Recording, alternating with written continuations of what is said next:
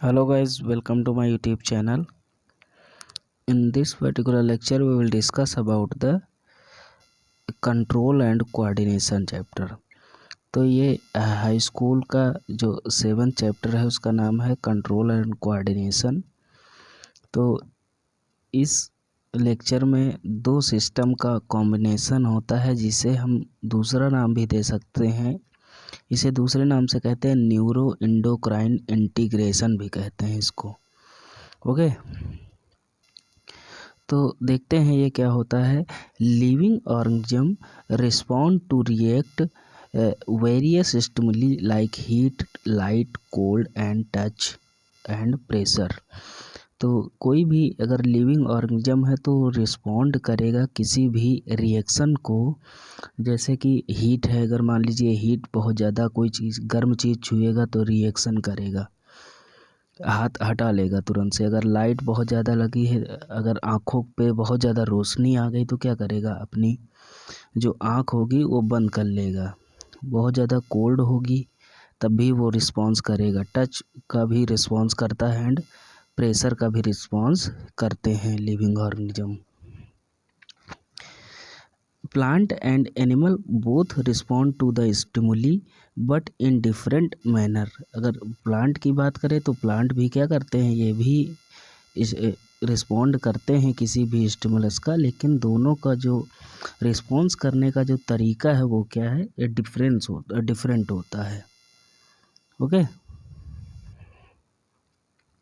तो control and coordination का एक एग्जांपल देख लेते हैं क्या है। तो एग्जांपल इसका क्या है, withdrawal of the hand on touching hot object. जैसे मान लीजिए कोई बहुत गर्म चीज़ है तो उसको अगर आप टच करेंगे तो क्या करेंगे, उसके टच होते ही आप क्या करेंगे, तुरंत अपना हाथ वहाँ से गर्म वाली जगह से हटा लेंगे। तो इसे हम क्या कहते हैं, रिएक्शन कहते हैं। रिस्पॉन्ड करता है कोई भी। तो स्टिमुली यहाँ क्या हो गई, स्टिमुली हो गई हॉट ऑब्जेक्ट, या हम कहें हीट हो गई।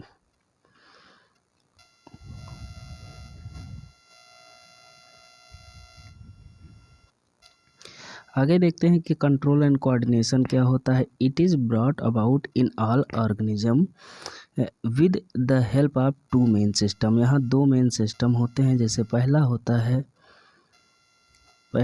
है एंडोक्राइन सिस्टम और दूसरा होता है नर्वस सिस्टम। तो ये दोनों अपना क्या करते हैं, दोनों अपना वर्क इसमें करते हैं।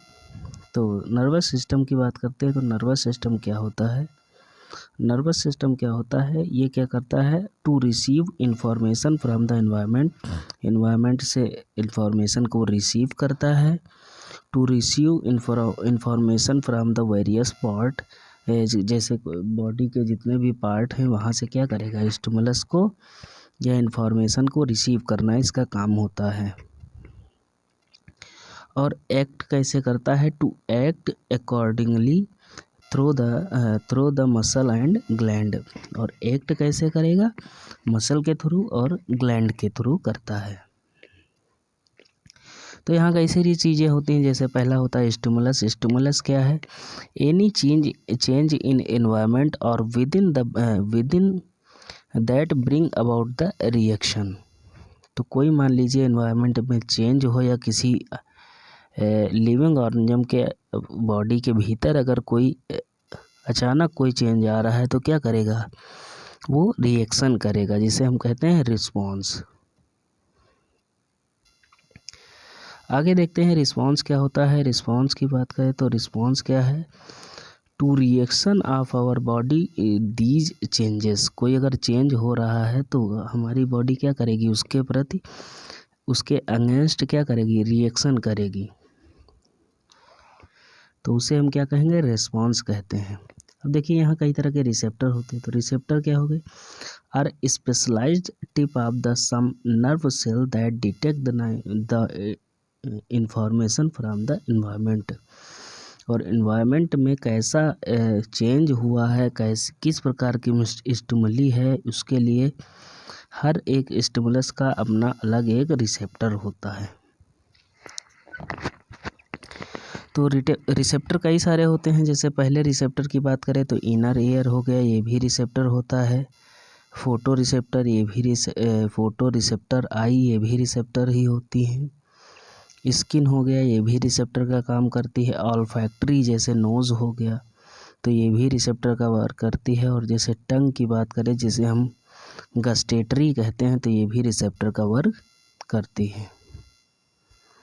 अब यहाँ देखिए, जैसे हर एक रिसेप्टर का अपना अलग वर्क होता है। तो देखिए इनर आई में क्या होगा, इनर ईयर में क्या होगा कि हियरिंग होगा, बैलेंस ऑफ बॉडी होगा। फोटो रिसेप्टर क्या करेंगे, विजुअल स्टिमुलस का काम करेंगे।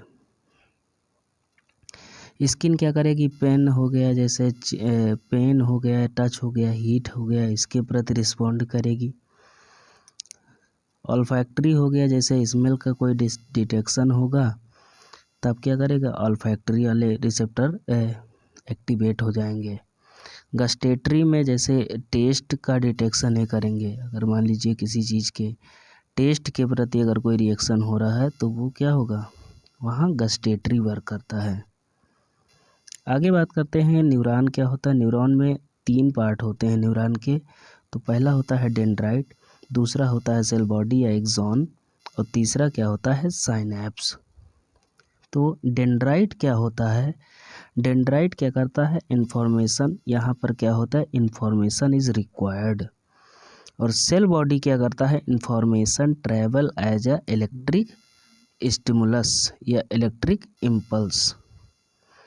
और साइनैप्स क्या करते हैं, साइनैप्स क्या होते हैं, part where electric signal is converted into the chemical message for onward transmission to next neuron by release of the neurotransmitter.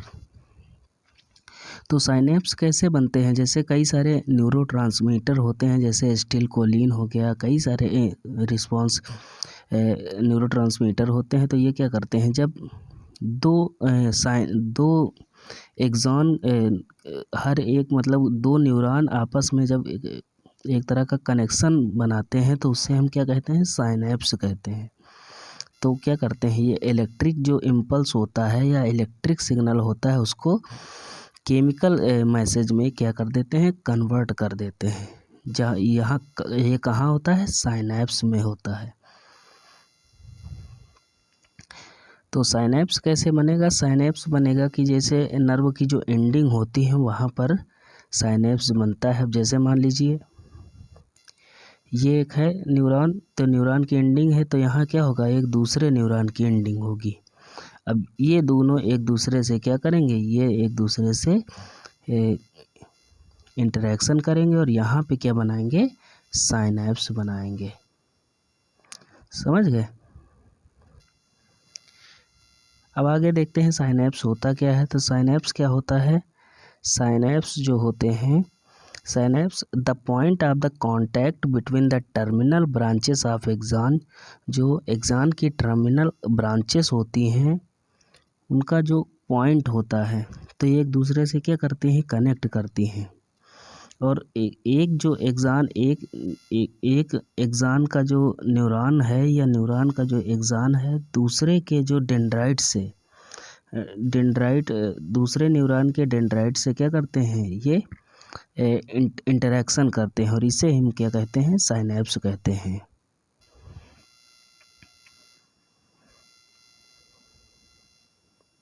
अब दूसरा चीज़ होता है रिफ्लेक्स एक्शन। रिफ्लेक्स एक्शन क्या होता है, अ सडन क्विक इंटरमीडिएट या immediate response of the body to the certain stimuli that involve the spinal cord. अब reflex जो एक्शन होता है वो उसमें कौन सा ऑर्गन इन्वॉल्व होता है, स्पाइनल कॉर्ड। यहाँ पे ब्रेन का कोई काम नहीं होता है। जैसे विड्रॉल ऑफ हैंड, जैसे नी जर्क हो गया, तो इसमें क्या हो, जैसे घुटने में किसी के हल्की सी चोट लगाओ तब क्या होगा, ये रिफ्लेक्स एक्शन होते हैं। और दूसरी चीज़ होती है रिफ्लेक्स आर्क। दूसरी रिफ्लेक्स आर्क क्या होते हैं, the pathway through which impulse pass is called reflex arc.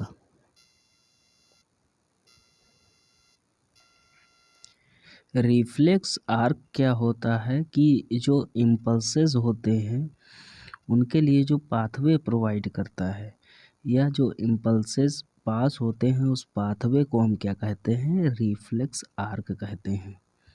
Okay, तो वही है कि the pathway through which impulses pass is called reflex arc. तो इम्पल्सेस जो जिस पाथवे से पास होते हैं उन्हें हम क्या कहते हैं, रिफ्लेक्स आर्क कहते हैं। अब आगे देखते हैं कि क्या है ये। जैसे मान लीजिए पहला कोई स्टिमुलस है, तो अगर हीट स्टिमुलस का हमने मान लीजिए एग्जांपल लिया, हीट स्टिमुलस का अगर लेंगे तो जैसे मान लीजिए कोई रिसेप्टर ऑर्गन होगा, तो रिसेप्टर ऑर्गन कौन सा होगा हीट का, वो स्किन होगा। ठीक, तो वहाँ पे क्या होंगे, कुछ सेंसरी नर्व होंगे। सेंसरी नर्व कहाँ जाएगा, ये संदेश लेकर जाएगा स्पाइनल कॉर्ड के पास लेकर जाएगा। स्पाइनल कॉर्ड होगी, वो क्या करेगी, जो मोटर नर्व्स होते हैं उनको क्या करेगी, मसल एक संदेश भेजेगा इफेक्टर ऑर्गन के पास। इफेक्टर ऑर्गन कौन सा होगा, मसल्स होंगी। और इफेक्टर ऑर्गन क्या करेंगे, रिस्पॉन्स करेंगे। तो यहाँ होगा क्या, विड्रॉल ऑफ द हैंड, हम हाथ को क्या कर लेंगे, हटा लेंगे। तो यहाँ मान लीजिए सबसे एक सिंपल सी प्रोसेस है। तो जैसे मान लीजिए हमने क्या रखा, जैसे मान लीजिए कोई गरम एक कोई तवा है या कोई रॉड है लोहे की। अब उसको हमने टच किया, जैसे ही टच किया तो रिसेप्टर ऑर्गन कौन सा होगा, स्किन होगी। उसको रिसेप्टर मतलब सेंस कर लिया उसने। फिर ये क्या करेगी, जो सेंसरी नर्व्स हैं उनके द्वारा, उनके थ्रू क्या करेगी, ये संदेश भेजेगी। उनके थ्रू संदेश भेजेगी कि कहाँ पे, स्पाइनल कॉर्ड को भेजेगी। और स्पाइनल कॉर्ड क्या करेगा, मोटर नर्व को संदेश भेजेगा और कहेगा कि हाँ भैया, मसल जो हैं जिन्हें हम क्या कहेंगे, इफेक्टर ऑर्गन कहेंगे, वो क्या करेंगे, वो रिस्पॉन्स हो करेंगे और विड्रॉल ऑफ द हैंड होगा, मतलब हम हाथ को क्या कर लेंगे, तुरंत हटा लेंगे। तो ये क्या होगा, ये एक तरह का रिस्पॉन्स हो गया। कई तरह के रिस्पॉन्स होते हैं, जैसे वॉलंटरी रिस्पॉन्स होते हैं, इनवॉलंटरी रिस्पॉन्स होते हैं, और एक दूसरा होता है, थर्ड होता है जिसे हम रिफ्लेक्स एक्शन कहते हैं। तो वॉलंटरी रिस्पॉन्स की अगर बात करें तो वॉलंटरी रिस्पॉन्स क्या होता है, it is controlled by fore brain.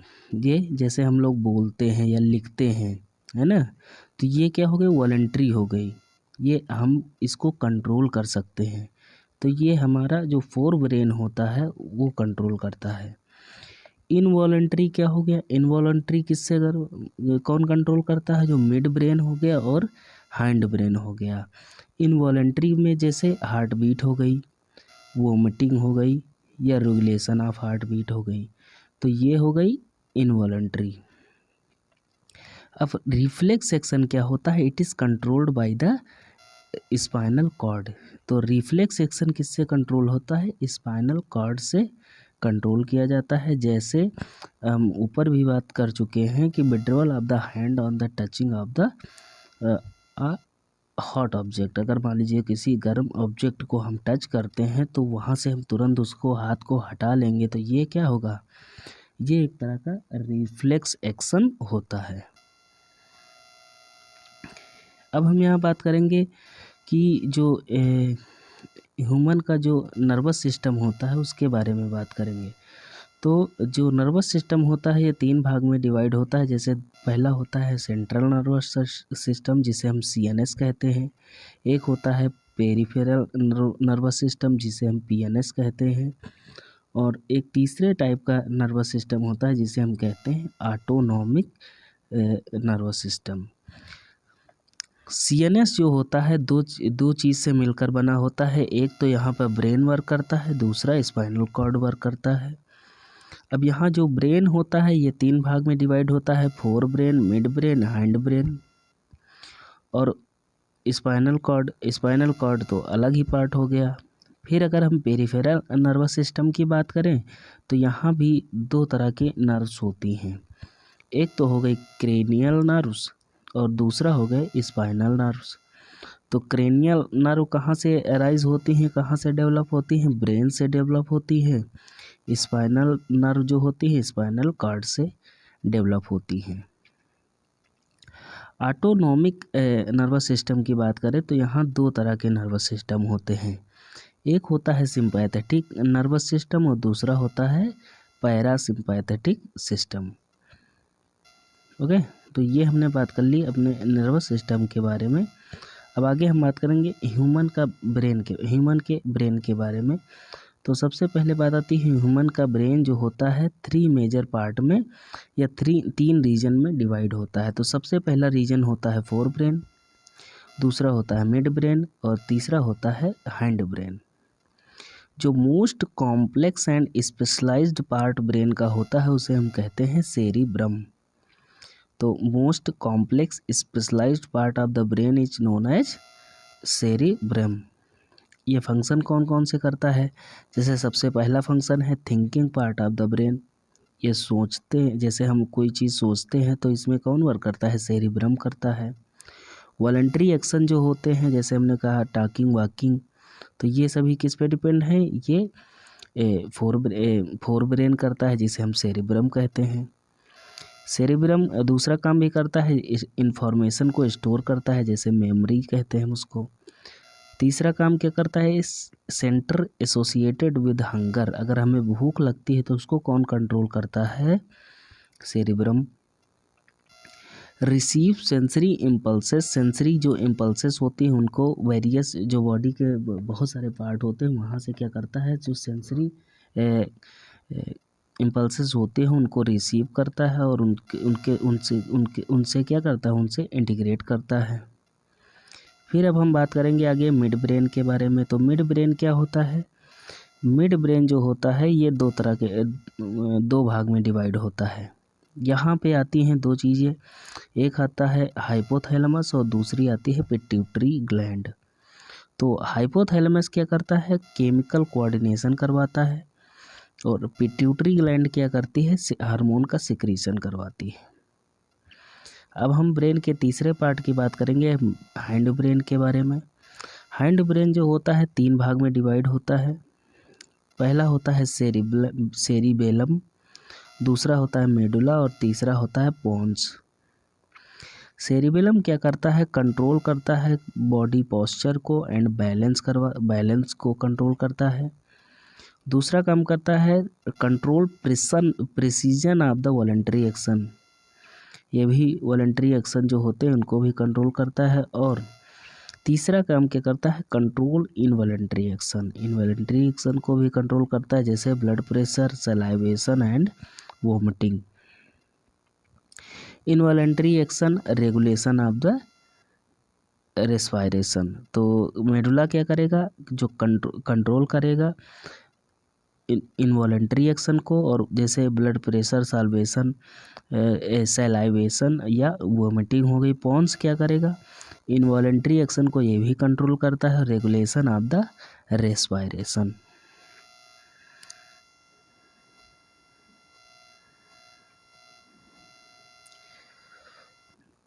अब हम आगे बात करेंगे कि protection of the brain and spinal cord. तो इसका प्रोटेक्शन कैसे होता है? जैसे हम ब्रेन की बात करें तो brain is protected by a fluid filled balloon which act as a shock absorber and enclosed in the cranium, जिसे हम कहते हैं brain box. Spinal cord is enclosed in the vertebral column. जो स्पाइनल कॉर्ड होता है वो vertebral column में store होता है या इनक्लोज्ड होता है। Coordination between nervous system and muscular tissue. तो मस्कुलर टिश्यू और जो नर्वस सिस्टम है उनके बीच में कैसा कोऑर्डिनेशन होता है? तो जैसे मान लीजिए अभी जैसे हमने ऊपर ही बात करी थी कि जैसे मान लीजिए किसी हॉट ऑब्जेक्ट को हम टच करते हैं तो वहाँ क्या था? वहाँ नर्वस सिस्टम और मस्कुलर टिश्यू का एक कोऑर्डिनेशन था। तो वही चीज़ हम यहाँ भी समझेंगे। अब प्लांट में कोऑर्डिनेशन कैसे होता है ये हम देखते हैं। तो प्लांट में कोऑर्डिनेशन कैसे होगा, दो तरह का कोऑर्डिनेशन होता है। एक तो movement dependent on the growth होती है, मूवमेंट डिपेंडेंट ऑन ग्रोथ, और दूसरा होता है मूवमेंट इंडिपेंडेंट ऑफ ग्रोथ। तो जो मूवमेंट डिपेंडेंट ग्रोथ होती है इसमें कई सारी चीज़ें आती हैं, जैसे ट्रॉपिक मूवमेंट हो गई, डायरेक्शनल मूवमेंट्स हो गई। तो यहाँ पे ट्रॉपिक कई तरह की होती हैं, जैसे फोटोट्रॉपिज्म हो गई, जियोट्रॉपिज्म हो गई, कीमोट्रॉपिज्म एंड हाइड्रोट्रॉपिज्म। फोटोट्रॉपिज्म क्या करते हैं, फोटोट्रॉपिज्म में क्या होता है, प्लांट मूव करते हैं टूवर्ड द लाइट। जियोट्रॉपिज्म में क्या होता है, प्लांट का मूवमेंट होता है टूवर्ड द ग्रेविटी। कीमोट्रॉपिज्म में क्या होता है, movement toward the chemical growth of the pollen tube toward the ovule. और हाइड्रोट्रॉपिज्म में क्या होता है, मूवमेंट टूवर्ड द वाटर। तो ये कई तरह की ट्रॉपिज्म होती हैं जो मूवमेंट डिपेंडेंट होती है ग्रोथ। फिर दूसरा हम बात करेंगे मूवमेंट इंडिपेंडेंट ग्रोथ, जैसे इमीडिएट रिस्पॉन्स टू स्टिमुलस, जैसे ड्रॉपिंग ऑफ लीफ हो गया, टच मी नॉट, जैसे टच मी नॉट जो प्लांट होता है तो उसमें क्या होता है, ड्रॉपिंग ऑफ लीफ हो जाता है, तो वो क्या है, मूवमेंट इंडिपेंडेंट ग्रोथ है वो। ओके, जिसे हम छुई मुई का पेड़ कहते हैं, वो भी के उसे क्या, उसमें क्या होती है, मूवमेंट इंडिपेंडेंट ऑफ ग्रोथ का तरह का कोऑर्डिनेशन होता है प्लांट में। ओके,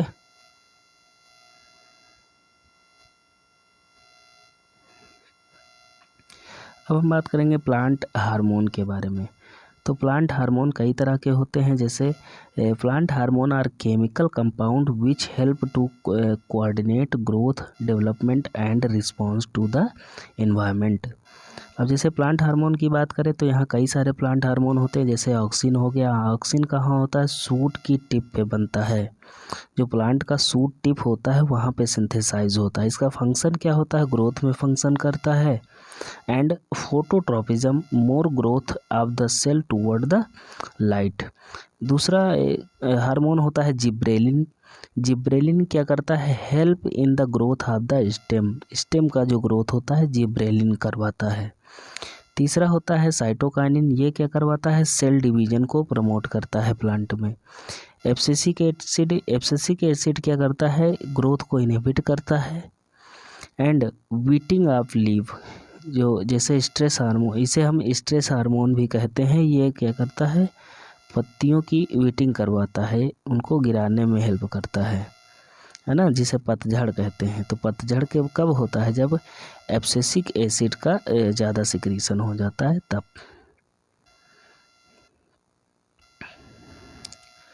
अब हार्मोन इन एनिमल्स की बात करें, अगर एनिमल में हार्मोन की बात करें तो यहाँ बहुत सारे हार्मोन होते हैं। जैसे यहाँ बात करें तो hormones these are chemical messenger secreted in very small amount by specialized tissue called ductless gland, जिसे हम क्या कहते हैं, एंडोक्राइन ग्लैंड कहते हैं। They act on target tissue organs usually away from their source.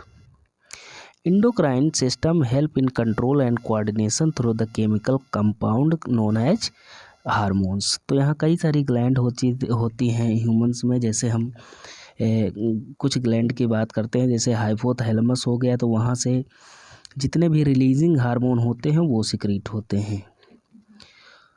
और रिलीजिंग हार्मोन पिट्यूटरी पे जाके वर्क करते हैं, और पिट्यूटरी से क्या करवाते हैं, हार्मोन का रिलीज करवाते हैं, जिसे हम पिट्यूटरी ग्लैंड हार्मोन कहते हैं। जैसे हम ग्रोथ हार्मोन की बात करें, प्रोलैक्टिन हार्मोन की बात करें, ACTH की बात करें, है ना, LH की बात करें, FSH की बात करें, ल्यूटिनाइजिंग हार्मोन की बात करें, तो ये सभी कहाँ से, पिट्यूटरी ग्लैंड से सिक्रीट होती हैं।